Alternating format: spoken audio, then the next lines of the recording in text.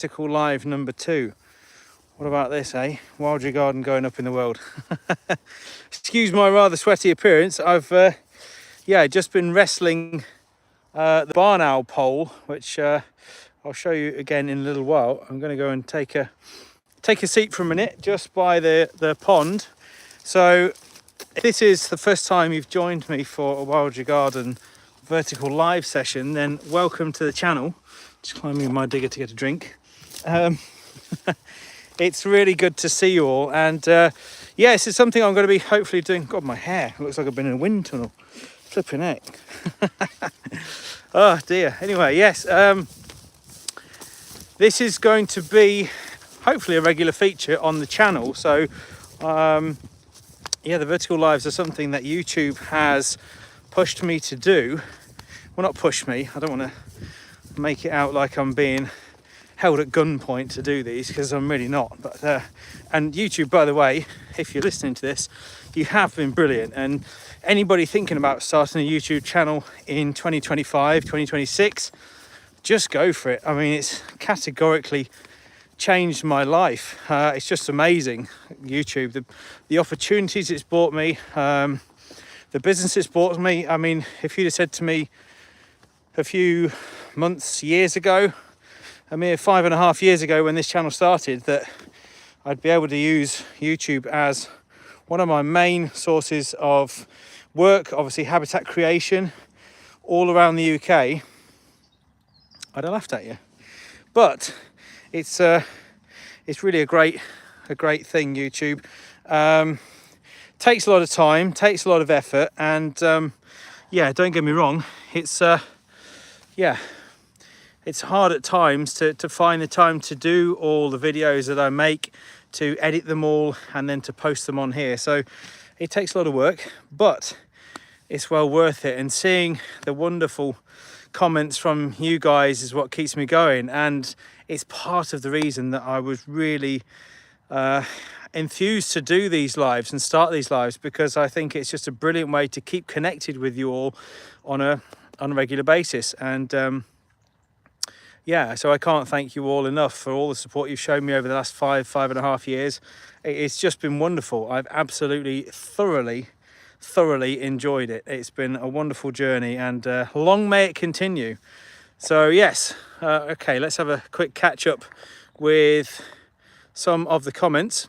So Awa's daughter, yes, Angela lives not a million miles from here, actually. Don't worry, Angela, I won't give out your full address. Just in case I missed the start of the live, please can I post my question here? Can I plant lots of native trees in my garden and coppice them to keep the roots and height small? Absolutely, yes. So if you're wanting to plant trees and shrubs in your garden and you're a bit conscious of space, you haven't got a massive garden, or the area you're putting the trees in isn't that huge, then you can coppice. Absolutely. I would recommend things like hazel, which will grow into a full 25-30 foot bush, tree, shrub if you want it to. But it'll also give you a great opportunity to be able to coppice them, because they'll take well to that. So things like goat willow as well will grow into a tree just fine, but it will also be coppiced well, or it will take well to coppicing, should I say. So definitely, Angela, I would recommend that. Hope that's answered the question. Sorry, one more question. Oh, Angela, come on. Just kidding. Angela has been amazing. Angela actually donated some trees and shrubs to me a few years ago, many of which I planted in my last front garden and my back garden, in fact, when I was in Essex. So thanks, Angela. A lot of those trees and shrubs are doing very well now in their new home. One more question. Can a garden of blossom trees, ornamental cherries and magnolias still have value for wildlife, especially insects? Absolutely. And it's really funny you should mention cherry trees, Angela, because I'm actually I've been in talks with one of my suppliers over the last couple of days to include a new cherry tree in the garden where I am now, in the house where I am now. Long story short, Nikki, for those of you that don't know, my wife, who helps me with everything that is this channel, the online shop, I couldn't do what I do without her. She has a friend in Japan, who she's known for many years, and she worked closely with him for a long time. And yeah, as a bit of a, he's 80, I think he's 83 now, she'll probably correct me, but he obviously, Japan, the home of cherry blossom in the springtime. I forget the Japanese word for it. One of you will probably prompt me. But yes, so long story slightly short, we want to plant a tree, not in memory of him because he's not died, thankfully, yet, because I'd love to meet him myself. But yeah, so we're looking to plant a cherry tree in the garden. Yeah, so cherry trees really good for early nectar. The prunus species in general are just fantastic. Blackthorn in the UK is one of the first prunus trees, shrubs to flower, if you like, so really good source of early nectar. Magnolias as well will be visited by many insects, so yes, definitely not a bad thing. Let's just have a look. So all right, thanks for doing this, Joel. Great today. Yeah, no problem at all. And yeah, I loved yesterday's live. For those of you that joined, thank you for joining. If you are joining again today, really great to see you all, as always. I just heard the cronk of a raven. Oh dear, that's gonna irritate me. There it is. I've got a live raven. I don't know if you can see, flying over the digger now. It's very distant, but ravens, sorry, this is going to be a recurring theme with this channel, I'm afraid. If you like wildlife, then get used to some distractions from me. It's cronking again. There it goes into the distance. They have this fantastic call, ravens, where they do this really sort of guttural, almost, and it just sends me every time I hear one. They are just amazing. Tingles down the back of my neck. It's wonderful to hear. Yeah, ravens weren't too common when I was growing up in the east of the country because there's less woodland, where they do like to nest high up in trees, on top, often on top of like radar towers and that kind of thing, a bit like peregrines. They nest very high. So yeah, I didn't see many as a kid. So to get to travel around the country and see ravens is just brilliant. So yes, okay. So there will be a few distractions, I promise you. Blue Tomato, oh, thank you for joining again. Hi, Joel and everyone. I'm ready with a coffee. Good stuff. Well, let's hope we can keep you entertained for the next half hour or so. Paul Basham, next level, Joel. Impressed, mate. Well, I don't know about next level me, but thanks, Paul. I'm doing my best. Moon Boy, rewilding my home garden in Perth, Australia. Wow. Hello, Oz. How are you? I won't bring the tone down too much, but yeah, I had a half-brother who lived in Australia. Sadly, he died about 10 years ago now, but I've always wanted to visit Oz. So yeah, send me some sun if you will. But although in Lancashire today, you can see the sun is trying its best and it's really affording me some great drying out weather for this wetland project, which we'll go and have a look at again in a minute. For those of you that didn't join yesterday, or missed yesterday's live, I'm going to do a little bit of a walk round and show you what I've been up to here on this job, which has been brilliant. Diesel Rebel has said, learnt so much on your channel. I'm wishing you continued success. I only started my gardening last year. Well, you know, I get people email me in the 70s and 80s saying that they wish they'd done this a long time ago. So well done to you. You're never too late to change your views on how a garden should be, what it should look like, and how it should be managed. And you know, you can always start new habitats from basically nothing. If you've just got a patch of grass, you can start habitats for wildlife. And the best bit is it will show up really quickly. You won't have to wait long, I promise you. Just start putting some plants in. Almost doesn't matter what they are, but of course natives are better where you are around the world because they'll attract more likely some moths and butterflies, which will give you a few larval food plants, that sort of thing. So yeah, whole video on that, no doubt due. But yes, well done to you. Yeah, Awa's daughter, fantastic. No stopping me now. Yeah, absolutely. Yeah, yeah. You'll be away with yourself now, planting trees everywhere. Mega Bomberman, interesting name. Joel, is there an ideal timing for cutting down unsightly perennials, just a select few before the insects start using them for overwintering, etc? I have my eye on a few ugly lupins. Yeah, lupins, delphiniums, they don't look great after they've flowered. It's difficult. I mean, if it's things like lupins, they will have Obviously, the if they're depending on if they're native or the native lupin that we have here in the UK, probably not, probably garden derivative. They perhaps won't have many seeds, in which case you're not going to be removing much habitat. So the sooner the better in some instances. If it's things like teasels, docks like there are here, then they would be better left longer. And even the full length of winter. What I do with my herbaceous borders is I actually leave them for months and months and months, half the time, until Nikki begs me to cut a couple down.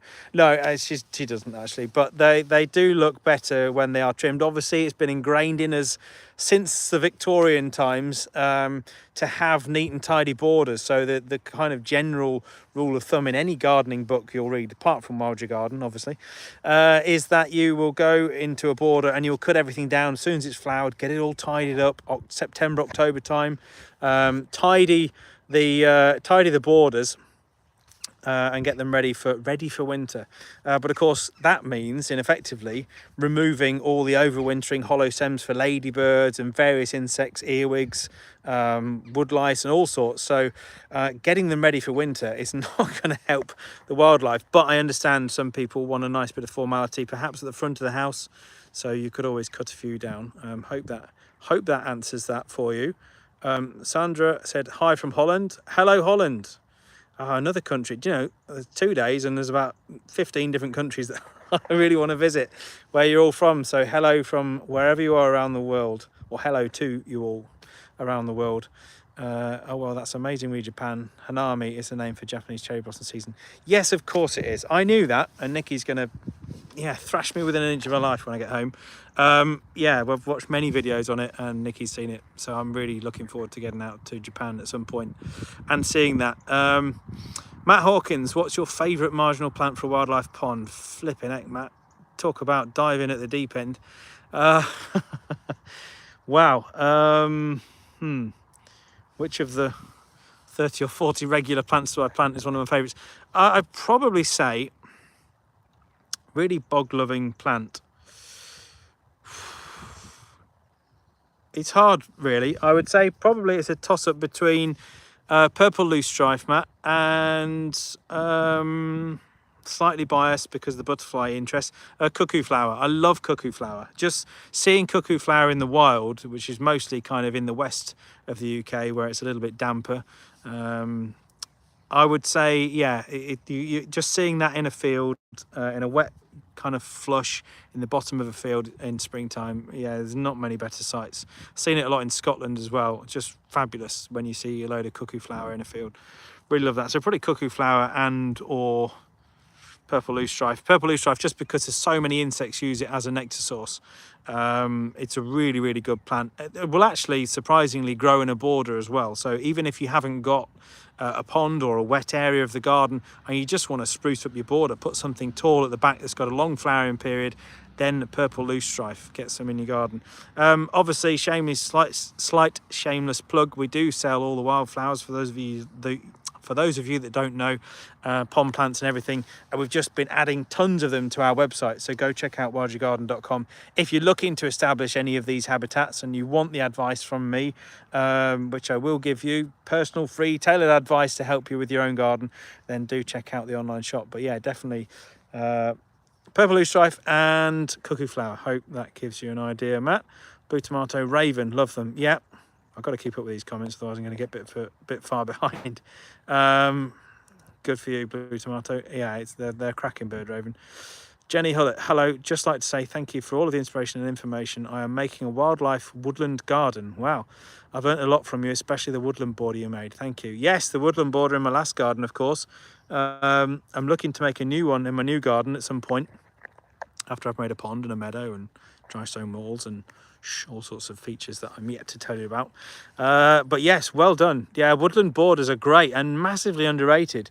And just pile logs into them. Obviously, don't go into your local wood and raid it all of any fallen rotten timber, because you're removing the habitat from the wild. But get some logs in your garden and just some piles of brash, like cut up branches, dead hedges. Insects love it. That decaying timber is such a valuable habitat for so many insects. So yeah, well done, Jenny. Keep me posted, you know, and send me a picture if you want. If any of you want any advice for your garden and whatnot, then just drop us a line, enquiries@wildyourgarden.com. Go on the online shop and we'll happily help you choose some plants. Hey, well, fine with me. I'm a mad bird watcher. Yeah, I know you are, Angela. That's great. You are lucky, Joel. I haven't heard them ever. Is that ravens, I'm guessing? Must be, yeah. Andrew Crane. Hi, Joel. I heard a couple of ravens in the woods yesterday and wondered what on earth it was. Yeah, they have a massive vocal range, ravens. Yeah, I don't mind giving them a bit of airtime. They're taking up most of today's live. They're worth it. They're amazing birds and very, very, very intelligent, and they can live for 40, 50 years. So yeah, corvids in general, ridiculously intelligent birds. I love them to bits. Magpies, jackdaws, crows. I know they're not everybody's cup of tea, particularly the magpies when they take young from nests, etc. But yeah, brilliant birds, very, very intelligent. Jenny Hullett said, I'm trying to get as many different habitats in there as possible. Yeah, good for you, Jenny. Yeah, you could always include some ferns for some evergreen colour as well. Ferns are good sort of overwintering cover as well for snails and things, spiders and whatnot. So yeah, always good. My Welsh garden. Hello from South Wales. I used to live in Lancashire, but I'm here now, wilding my garden for 2 years now and sharing my experiences on YouTube. Isabel. Yeah, thanks, Isabel. Yeah, I've seen your channel, and obviously we've had some interaction in the past, so good for you. Yeah, South Wales. I was there 18 months ago, finishing off a garden down near Abergavenny. So yeah, it was nice part of the world, South Wales. I've got a good friend Phil who lives down there as well. So yeah, it's a really nice part of the world, Wales. Do have a visit if you ever get the chance, anybody. Blue Tomato. I wonder how I could possibly propagate native hawthorn from one specimen I know of. No hawthorns sold in Norway are native. Should I try sowing the hips? I heard it's difficult from a nursery. Yeah, I mean, I would just simply get some berries if you can when they are ripe, which is about now. The hawthorn berries around here in the UK certainly are well on their way. And just get some berries and just bury them in some damp compost and just leave them over the winter, and you might be pleasantly surprised. They will grow. I've got loads of little hawthorns coming up under my beech trees at home, where I can only think that it's the excrement where the birds have pooed them out. Basically, the seeds have then dropped in all the way around my beech trees, because I've just got dozens and dozens of little hawthorns. So I can always send you one if you want me to. Sadly we can't, because of good old Brexit. Anyway, don't get me started on that. Yeah, so try that one if you can. And Diesel Rebel said, thank you, first tree I've bought is a goat willow this summer. It's flying. Yeah, they do. I have 3 salvias, Indian summer, mini wildflower meadow. I have your wonderful Wild Your Garden book also. Oh, thank you very much. Yes, well, goat willow is amazing. True story. Goat willow, if you cut it down or if you coppice it, it will grow 9 feet in a year. I kid you not. I nearly swore then. It'll grow 9 feet in a year, absolutely without a shadow of a doubt. It's just incredible, goat willow. And you can simply take cuttings from it. It's just so easy. Just cut a branch off and shove it in the ground. It'll grow. I mean, it's that good at establishing. Goat willow is just an absolute bomb site speciality. It'll grow anywhere. I've seen them growing in cracks of concrete. They often crop up in, you know, gardens that I build, and people text me and say, what's this, you didn't plant this, did you? And 2 years later they've got half a tree, and they're amazing. They obviously spread well from seed. So yeah, you won't go wrong. And the salvias as well. Salvias are one of my favorites. Things like the Nemorosa. I'm going to be featuring some of the salvias that I planted in my own garden soon, actually, in a video coming to the channel, full form video, landscape style, of some of the herbaceous borders that I did. If you've just seen the latest video of me making the fence, I split the garden in 2, and I'm going to be planting, well, I have planted some herbaceous borders in front of that now. So it's yeah, they're coming along really nicely, although obviously fizzling out now. We're getting towards the end of the season, but there's still some things in flower, so that'll be one of the next videos. Make up on man. Thank you, Joel. No problem at all. Blue tomato, purple loosestrife really worked for my mini pond. I lost other plants around it. Very grateful for your videos and advice over the years. No problem at all. Yeah, purple loosestrife, brilliant plant. It can get big, can go up to 4 feet, even 5 feet. In fact, I'm sure I've known it go 6 feet in just a border when it's really got its roots in. So yeah, it will get big, but does cut back very well. And as I say, is a great plant. Jenny said, I would love to send you some photos and get your feedback. Thank you. Yeah, do, Jenny. Drop us a line. Enquiries at Wildflowers Garden. Just go on the online shop. Drop us some pics. That'd be great. Message 1711. I'm from Cape Town in the Western Cape of South Africa. Wow. People from all corners of the world today. We have a unique floral kingdom here known as Fynbos, which has a lovely array, I hope I pronounced that right, lovely array of plant and flowers such as proteas and pincushion. Mike, wow, amazing, Mike. Yeah, do send me some photos. I love seeing some of the habitats that you guys have got around the world, guys and girls I should say, around the world. It's just wonderful to see all the different places where you live and some of the amazing plants. Obviously plants were one of the things that got me into what I do. I just grew up being surrounded by plant lovers. My mum just loved plants, so that was instilled in me from an early age with watching Gardener's World when Jeff Hamilton was on there, for those of you that are old enough to remember. And my gran as well was huge advocate for plants. Just used to love going in her garden and seeing all the snake's head fritillaries that were under one of the weeping birch trees. It was fantastic. So I loved that. Yeah, so yeah, thanks Mike, thanks for joining us. It's lovely to see you from all the way down in Cape Town, which is amazing. Foxflies, ever see any newts? I really miss newts. Used to see them all the time as a kid. Yeah, still see plenty of newts. So the common and smooth newt here in the UK are still very common. They tend to just be quite elusive. So the best time actually is in February. If you go and look in a pond and a warm sort of mild night in February with a torch, I guarantee you'll see newts just milling around the surface. They're brilliant, and of course they will spend a lot of the rest of the year in log piles and log stacks around the rest of the garden, and in rock piles as well, under leaves, anywhere that's cool and damp where they can stay hidden from predation. Obviously they're a nice juicy snack for the corvids that we've already talked about. Fox, badgers, even hedgehogs will eat things like newts. So yeah, shelter for them is just as important, so hopefully that helps. Blue tomato, yes, never heard ravens. Love the Eurasian jay. They come sometimes at the cottage. Yeah, jays, you see more of them, it seems, at this time of year, because they're out there getting the acorns. Obviously they're stashing those like mad at the moment from the oak trees, dropping them all through your gardens. If you see jays burying acorns, and that's what they're doing, and they have amazing memory. Amazing memory. Yeah, they're just wonderful creatures, as well as the squirrels. Of course, squirrels will be mad at the moment, just burying things. Jenny said, love corvids. They have their own feeding table here. Brilliant. They remind me they are there if I am late out with the food. Yes. Oh, sorry. They remind me they are there. Yeah, again, just shows the intelligence of corvids. They will come and let you know if you've not fed them today. Brilliant. Samuel Lilliker. Hi, Joel. Hello. Bruce S. Hello from Kezia and Coningsby. Coningsby, that's my neck of the woods. That's not far from where I live in Lincolnshire. So yeah, nice to have some locals on the channel.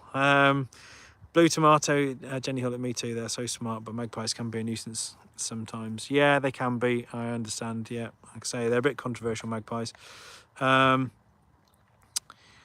Mark Hawkins said, what are your thoughts on pond substrates? Are they worthwhile or a cause for excess nutrients? Funny you should say that, Matt. I've worked hard with the quarry managers to supply subsoil now with the online shop. It's a really good but you're right, low fertility soil. It has to be when going in a pond like this one behind me here that I've been making on this wetland, that we will go and have a wander around in a moment. This is a really nice sandy subsoil, but generally speaking, subsoils, well, they have to be poor. If you just simply put topsoil in a pond, it's just going to absolutely create an imbalance in the pH of the water. So has to be a poor substrate, and that's why we sell the substrate on our online shop for those that are We're selling a lot at the moment for those that are making a wildlife pond themselves. Drop us a line if you're looking for any. We can ship it around the UK to you. So yes, the right substrate is very, very important when it comes to making a wildlife pond. Vedic Wizard said, I'm in the process of putting in a native hedge. Oh, cool. While on holiday in Dartmoor, I saw lots of hedges with oak in. I love oak and wonder whether you thought it was possible to incorporate this. Yeah, oak you can incorporate in a hedge. I'm going to turn around and face the sun because it's rather warm and rather pleasant at the moment. First time I've seen this thing in days. I didn't know what it was to begin with. Yes, so oaks can be incorporated into a hedge, and in fact, in places like Devon and Cornwall, quite often you'll see it flailed in a hedgerow and cut back, and it'll just stay as a hedgerow plant. So yeah, you can include oak in a hedge, absolutely. David Martin said, hi Joel, had fringe water lily in my small pond this year and it literally took over the whole pond. Even my miniature white water lily was swamped and didn't flower. Yes, fringed. I mean, I love fringed. I put fringe in the majority of the ponds that I make, but you do have to manage it. It spreads by runners like wild strawberry, but it's really good at creating that water surface coverage, which is obviously key to keeping the temperature of your pond down. Create some shade, some good habitat. It's great for snails to lay their eggs on, the pond snails you'll get in your pond. So yes, but you can pull it out quite easily if you just feel around underwater. You can get your hand in the soil if it's gone through the soil and just kind of tease the roots out, and it'll pull out in its own individual plants.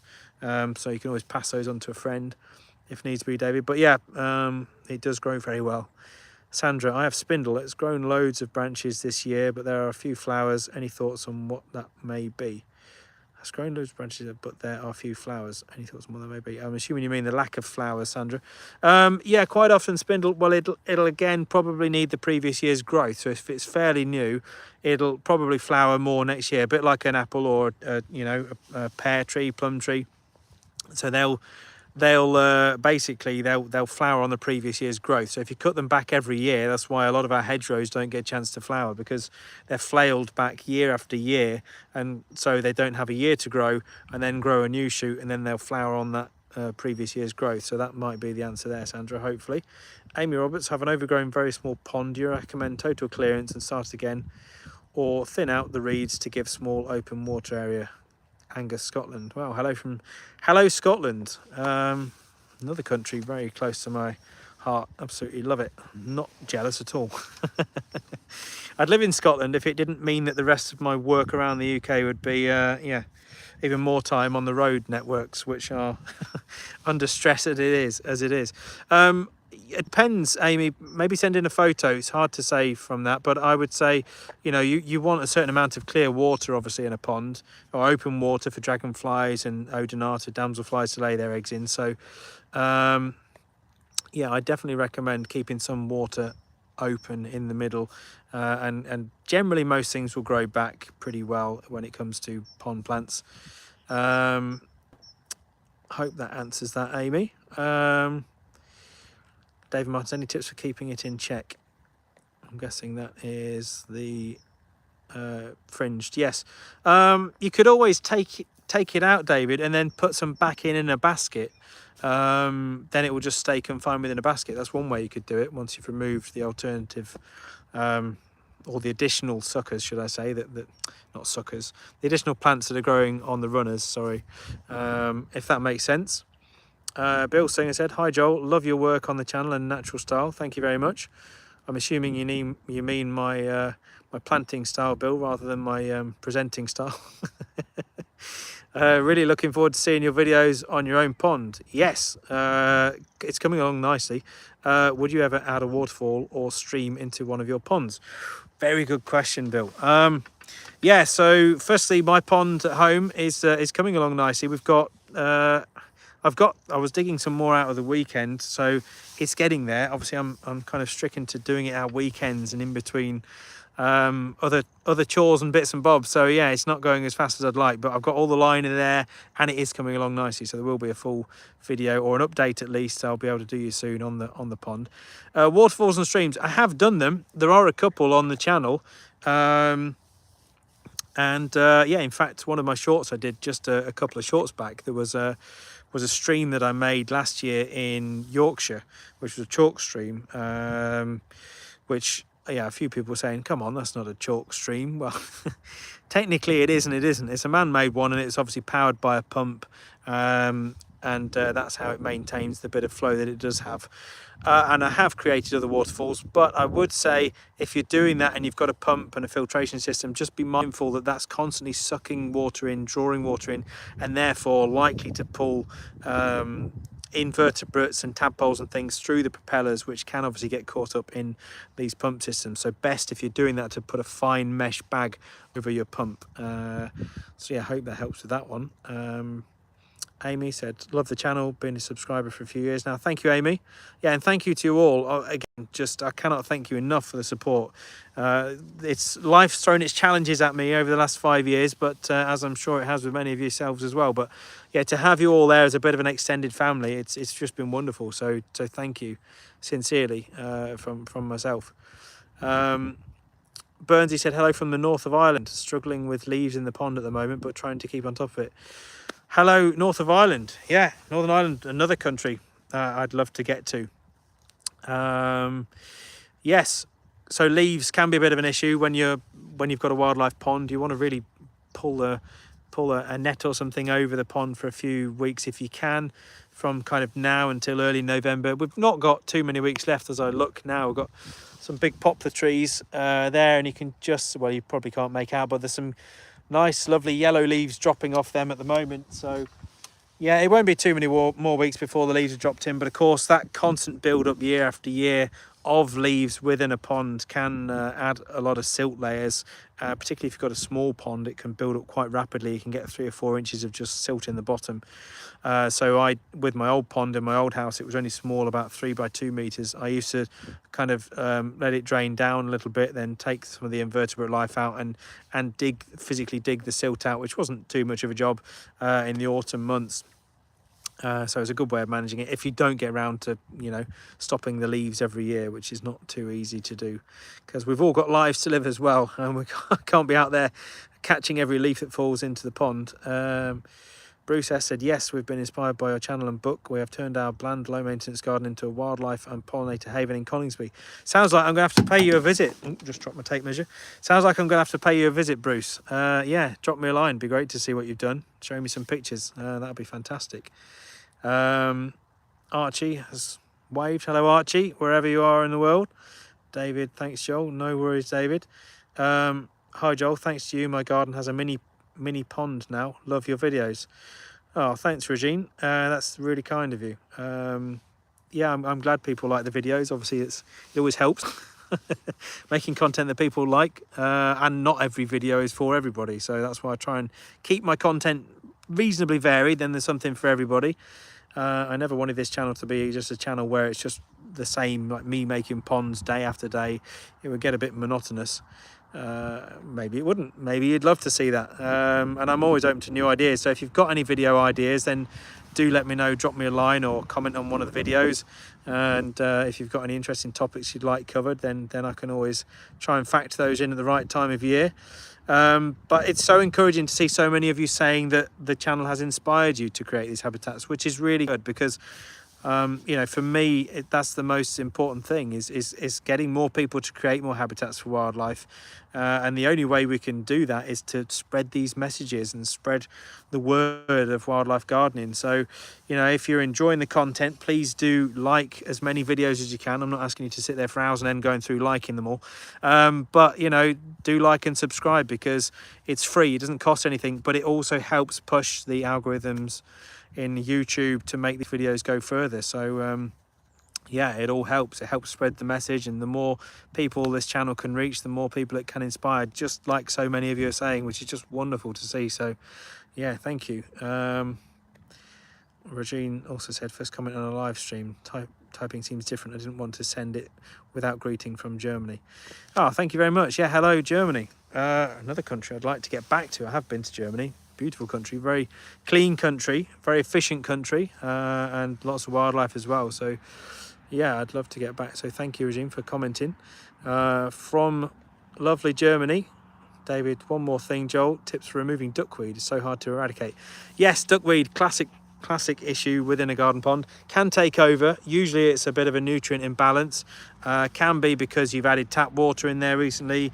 Can be because many things ducks have visited and they've left you a little deposit in the water, which adds those kind of nitrogens and everything into the water, giving the duckweed the perfect place to breed and thrive effectively.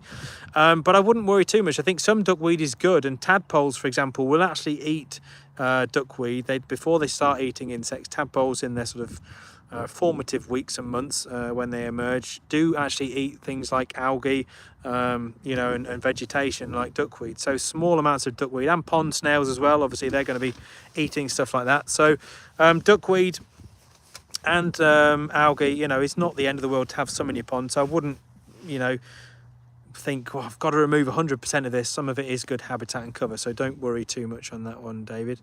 Hope that helps. Fanny Perry, hey Fanny, I haven't seen you for a while. Nice to see you. Thanks for joining us. Archie said, Northwest Highlands on a beautiful calm October day. Ever done a talk tour? Talk tour. I'm guessing you mean talks around the UK. Oh, I could do. Yeah, it's one thing I have toyed with in the past. Not something that I have done thus far. I do give talks around the UK to various groups. Various gardening groups, WI and all sorts, so yeah, we're always up for that. So yes, hello Northwest Highlands, one of my favourite places in the whole world, that is, so I'm not jealous at all, Archie. Tortoise fan, I've read your bike. Oh, I think you mean book. Yes, yeah, no, I don't have a readable bike, but I do have a readable book, Wild Your Garden, if you don't know, and yeah, thank you. You've said it's great. Do you have another book? Do you have another book suggestions? Cheers from sunny Greece. Hello, Greece. Wow, what a fantastic array of countries we've got today. Yeah, I've got another book. If you mean, have I got another book? I'm actually working on another book at the moment. It's not official yet, so shh.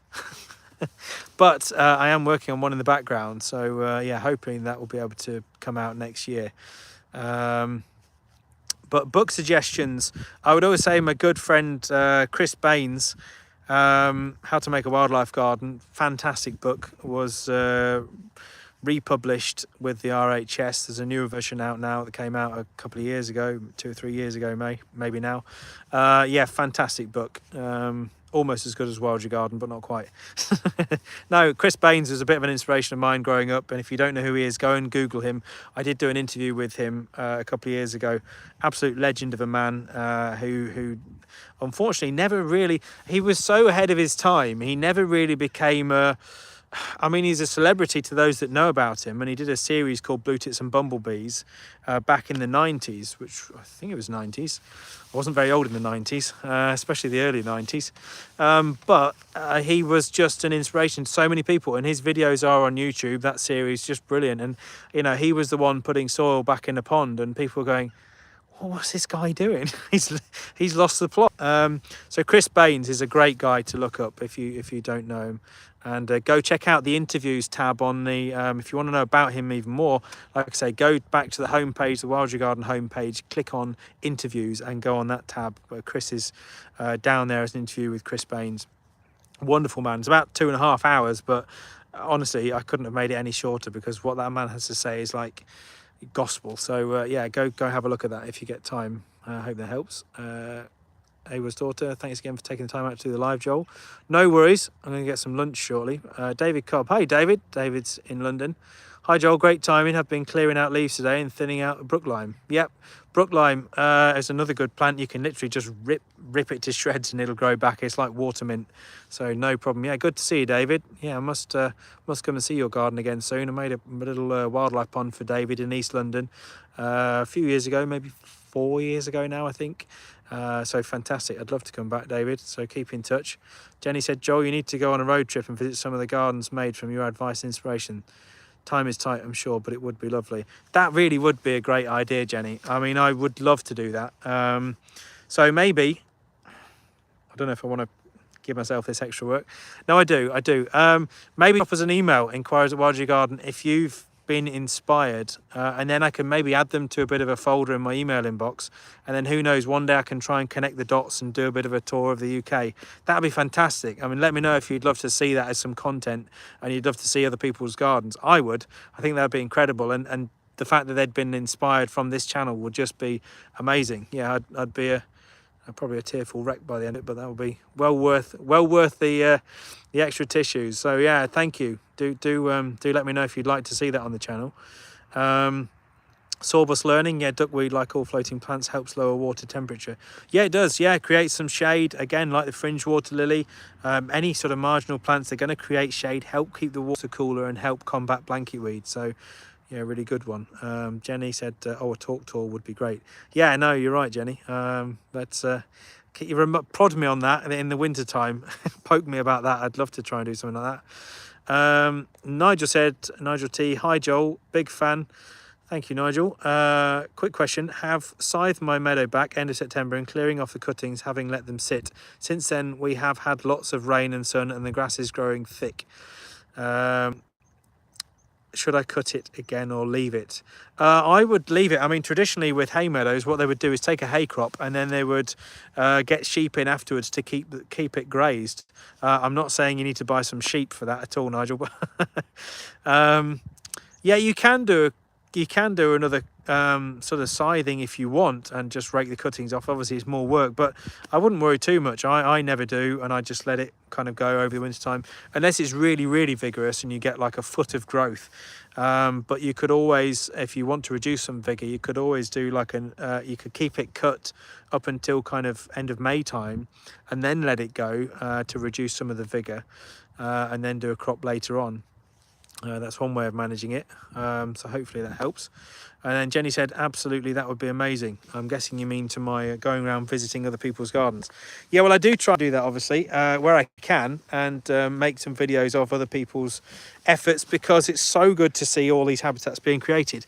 I'm just going to put my wellies back on, because I'm going to give you a quick tour, everyone. I did promise it at the beginning. So for those of you that are sticking around and still around at the moment, then I did promise I'd show you. Hopefully you've seen one of the previous videos. If you want a full tour, then do go and check out yesterday's live. I did do quite a detailed tour around the site, and it is on the channel. I uploaded it last night, so go and have a look at yesterday's live if you want to. But I will do a quick walk around now. Although, have a look at this. I have to turn the camera around, because on my wellies there is a very small moth larvae, a moth caterpillar, of which I'm not 100% sure what that is. Anybody who is better at identifying moths, and particularly their caterpillars, than I am, I recognise it, and it's been all through this field when I've been working. Yeah, let me know what that is. Gorgeous little caterpillar. I'm going to have to remove it because I don't want to. Come on, my old fruit. There we go. Yeah, look at that. Beautiful. Yeah, I like to, well, yesterday we had a little bit of wildlife, and same again today, so bear with me 1 second. I'm trying to put my boots on whilst hold a caterpillar. The things I do for wildlife, honestly, just seems to find me. They must know that I'm creating a habitat for them. That's all I can deduce from the situation. But yeah, my welly is not the best habitat for you, so let's go and put you on one of these docks. I do wonder whether these caterpillars are feeding on dock, because there are lots of them around at the moment, and there are lots of docks. So you're on a bit of a dock leaf. There you go, my furry friend. Oh, yep. Anyway, right, so let's have a quick whiz round tour, and I'll show you what I've been up to today. So for those of you that have been watching some of the videos on the channel of this wetland creation where I am in Lancashire, here's the main pond. So I've just finished cutting off the deck this morning. Got a bit late by the time I finished my live yesterday at 5 o'clock, so just finished cutting the ends off that. So that's the deck. Obviously I've still got the margins to finish of this pond, and the liner to sort out, so that's my to-do list sorted for tomorrow. I'm just giving this as much as possible to dry out. You can see I've still got some standing water on the site, so I'm just letting the ground dry out as much as possible. So this sun is very, very welcome. And that's the main pond, 20 metre by 10 metre. I have lined it because it won't hold the water if I don't, unless I go really, really deep. But these ponds aren't lined, and these are holding the water because they've got lots of clay pipes feeding them. These are old clay pipes from decades ago that were put in the ground to dry the ground out. So they are bringing water into this pond. So I've left them on this side. We're higher up. As we go back up the hill, it's obviously higher that way, so the water drains down this way. So I've got clay pipes feeding this one to keep this one topped up, and then I've got, if you can just make out over there, a little overflow pipe that I put in last week, one of my last jobs last week, to go from this one to feed this pond here, which was not as full as I'd liked, although these are always going to be kind of temporary water sources, particularly in the winter time, obviously, when there's more rain. So yeah, I've topped that one up by using the overflow from that other pond. You can see the amount of pipes I've dug out of here, which is quite remarkable. And then we've got this kind of wet area. This wet flush of hard rush is great. And then we've got this, which is, I think, my favourite. Oh, and it looks like we've had some roe deer down here since last night. You can see the footprints. So that's nice to see. There are some roe deer about. And lots of wading birds. And I'm hoping this camera trap, I'm going to check the SD card on this tonight to see whether I have captured any of the birds that have visited. I flushed a green sandpiper, I can't remember whether I said yesterday or not, off that middle scrape over there a couple of weeks ago now. Absolutely amazing. I was just walking from there back towards the road to my truck, and I flushed a green sandpiper out of here, which was just incredible. So the wading birds that this wetland is designed to attract has been attracted, in fact. So very, very, very pleased with that. And here, same as yesterday, I'll give you a brief look at some of the wading bird footprints, if you can make those out. All those sort of crisscross patterns, for those of you that didn't see yesterday's live. Lots of probing beak marks as well. Look at that. So yeah, and that is literally a metre a metre and a bit from the camera. So I can't wait to get that SD card out tonight and have a look at that. I will, of course, show you all what I do find. And before we go back up to the main pond to have a bit of a roundup and catch up with any more comments before I go and grab a bite to eat and carry on with my day, then I just thought I'd show you what I've also been up to this morning. So I've been getting ready to put this beast up, which is one of our very own Wildflowers garden, if I get around the right side of it. Barn owl boxes. So this is these are some of the brackets that I'm going to use to put it up, but that's, look at that. I mean, that's literally, well, yeah, the best hotel is a Hilton of the owl box world, that is. So that is going up on this pole here, which isn't quite in the ground fully yet, but that's going to go 8 feet off the ground. I've got myself a nice big pressure treated pole for that, so that's going to be 4 feet in the ground. And I've been, yes, using this rather handy machine to drive that in the ground, because I don't fancy getting a post knocker on top of that. It's not quite straight yet, but it will be shortly. So yeah, that's been my job. And then I've got my other job for this afternoon is, so there's a couple of lovely ash trees over there, and recently I have seen, well, since I started the job actually, I've seen a kestrel which has been around the area. It's been hunting up round the road, it's been hunting around those longer bits of grass, it's been hunting over in this direction, and I've seen it kind of perched on some of these dead bits of old hawthorn. So really, really fascinating to see and watch that living in the area, using this grass that is mostly left by the clients as, you know, a good habitat for the voles and the mice that are in here. And my job for the afternoon is putting a box on that tree there, a kestrel box, hopefully giving them a permanent home. This actually, I didn't, well, I did mention this briefly yesterday. You can see was my efforts in the springtime. So this is the little mini woodland area that I created, that I planted. This was the first phase, which was 150 native trees and shrubs, which are all in these tubes, which we will be removed in time because but there are deer, as you've seen by the footprints, so we wanted to protect these trees. Wouldn't be a lot of point the customer spending money on trees and then them all being nibbled down to little stumps and dying off. So that's why they're in tubes. Obviously I'm not a fan of plastic, but hey, that's one of the ways of using them. There are ways we can protect these trees, and this is one of them. And I then come and remove these tubes and they will get reused on other jobs, so it's not just going to landfill.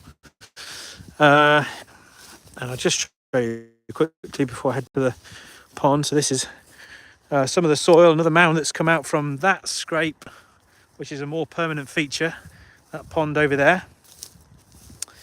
And then we've got the kestrel box, which is here, which I'm yet to put up. I bought my big double set of ladders. I hate ladders. I was a tree surgeon for 10 years. But I still do the odd bit of tree care when I'm, going about in the country and working on various projects. And I've been 50, 60, 70, 80 feet up on a tree before, in a tree on a rope and harness, but I can't even stand going 10 feet up on a pair of ladders. I just hate them. Anyway, so all for the wildlife. So I have to keep reminding myself that.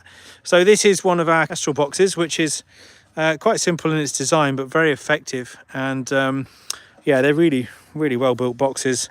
It's actually made from finished ply, so it doesn't need treating. This is all laminated to the nth degree. It lasts a very, very long time outside. So if you buy one of these from us, you don't need to worry about treating it. It's just got a grey roof for a bit of added protection. And I'll be making a full video on the channel of me putting these boxes up, and hopefully that'll give you a bit of light entertainment. So let's head back to the deck for a bit of a roundup. Incidentally, if you are having to head back because you're just about to finish your lunch break because you're at work like most of us, then I will be going live again tonight at 7 p.m. So do log in, join me if you can. We can do a bit of a Q&A. Won't have quite the scenic setting that this is, but I will be doing a live from the accommodation where I'm staying while I'm at this beautiful county of Lancashire. So do try and join me if you can. And what about that for a setting? I wouldn't mind sitting here in the summertime with a cold beverage of an evening, or any time of day really. Right, kick the boots off. And let's have a quick look at the questions before I round things up for the afternoon. Right, let's have a look. Where did I get to?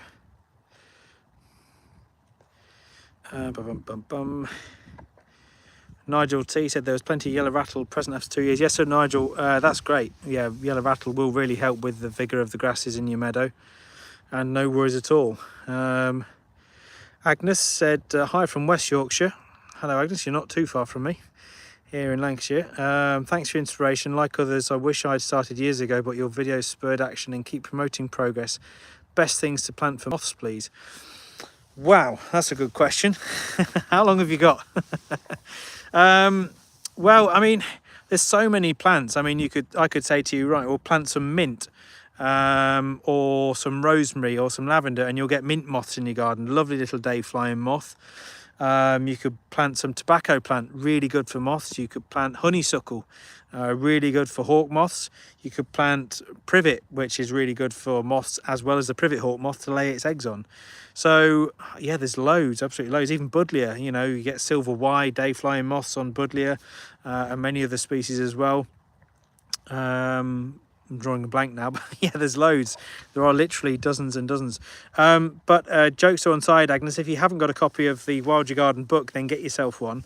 We do sell it on our online shop, because in the back there I've got a whole list of plants to attract butterflies, bees, moths, Oh, all sorts of stuff. It's like I still use it as my Bible half the time, just the back section. So go and have a look in there if you haven't. But otherwise, drop us a line. If you're looking for any plants, obviously we can help supply them to you as well. We are doing herbaceous perennials in the spring as well, so keep tuned into the online shop for those, because we will have a whole new range of everything from salvias, nepetas, verbenas, echinaceas, lavenders, everything that's good for wildlife that I preach about is going to be on the shop coming the springtime, maybe even sooner, hopefully. So yeah, keep your eye on that. Blue Tomato said tour of, so I hope that helped, Agnes. Tour of people's gardens would be amazing fun. I agree. Yeah, thank you. Well, I'm going to have to do that now, aren't I? I've said it, it's out there. Well, actually, you said it. You lot have twisted my arm into doing it. Yeah, saying hi to the caterpillar. Agnes, RHS quite a good list. Growing over 100 because we have lots of bat species here. Depends on soil and situation you have, and steer towards some natives as well as cultivars. Good advice. Yeah, I mean, just a mix, you know, natives, non-natives, doesn't really matter, but the natives obviously can then potentially provide a host plant as well, a larval food plant for the caterpillars. Two Cool Monsters. Hi Joel, thanks so much for doing these live events. No problem at all, it's a pleasure. We bought Half Barrel Pond from you in the spring. We followed all your advice and it's been a roaring success. There's a ladybird trying to land on my head. Our resident frog is very happy. Well, that's great to hear, and thank you for supporting the online shop. Yeah, we do have the barrel ponds. We sell a lot of those actually, with the full pond kit. In fact, ladybird's still on my head. There you go, look. More wildlife just for you all to see. Ladybirds live on camera. We had ladybirds, caterpillars, ravens. I mean, what more could you want for an hour of your lunchtime? He's still on my hand now. I'll let you know if it flies off. Two Cool Monsters said we had our garden scythed last week also as we're working towards a meadow lawn. Fantastic. Yep. Scything. I've still got to do some of my meadow cuts at the moment. I'm so behind this year with the weather on this project. Has pushed me back a bit. So it's, yeah, not been too easy, but I'm getting there.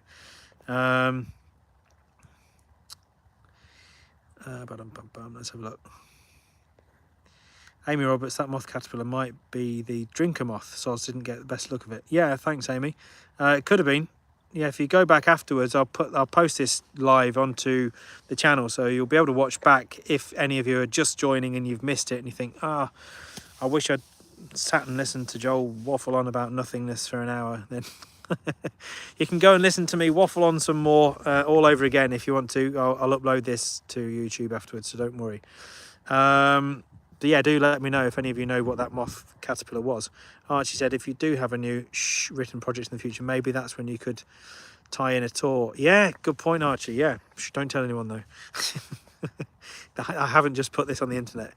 Any thoughts on shaded ponds? The trees will stay.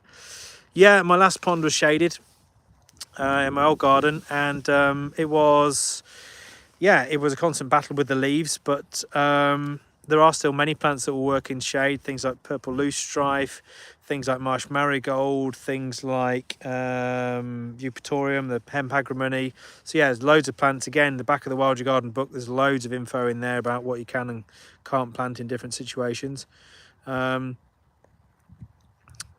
Tortoise fan said, what species are the 150 native trees? That is a very big question. Probably don't have time to answer that in full now, but yeah, it's a very good question. Drop me a line about that one. I'll do my best to answer it outside of this live.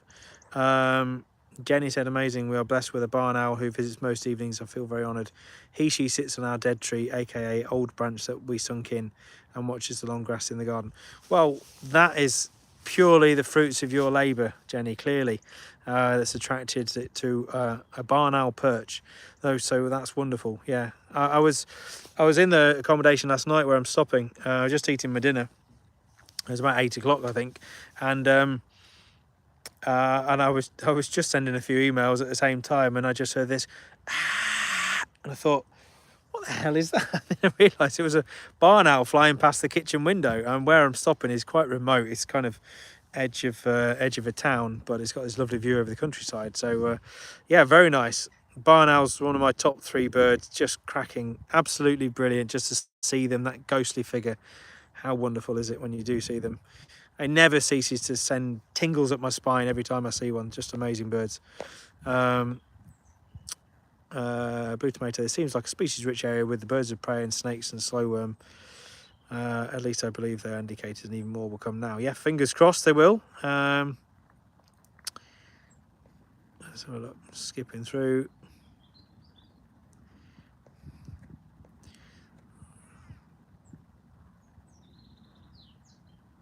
Yeah, light pollution and bats. Yeah, it's not great. Bats, despite what you might think, you're giving a helping hand to bats by putting an outdoor light on.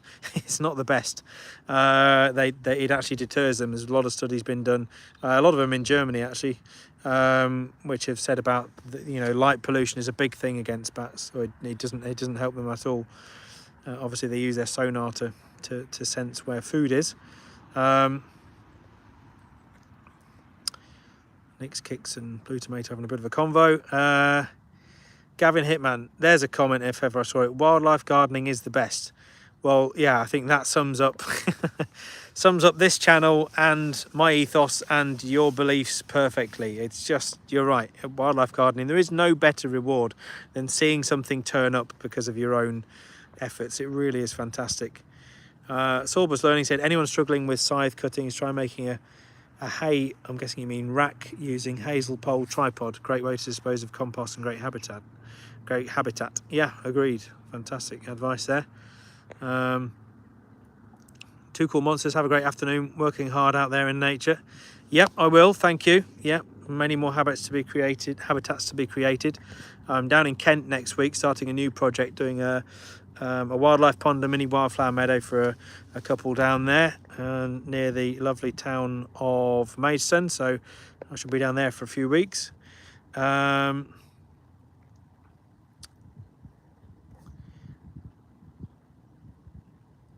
Oh, Gavin said it was better when Macy and Bear had their paws involved, mate. Yes, yeah, I know, Gavin. Yeah, sorry to hear about that. Gavin lost his dogs a while back, so yes, hats off to you, mate, for carrying on. Although I had just heard the cronk of another raven, so that must be the bell to end the live, I think. Anyway, yes, and so glad to hear people want more ponds. Yes, me too. So, okay, well, everyone, I'm going to wrap this live up. Yeah, and Jenny just said, Joel, I've been advised to bring bee hotels in, but I still see some around. What should I do?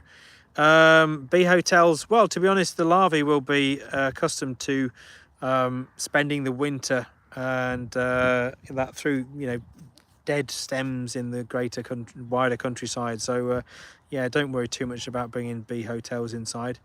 Where is that raven? It's teasing me now.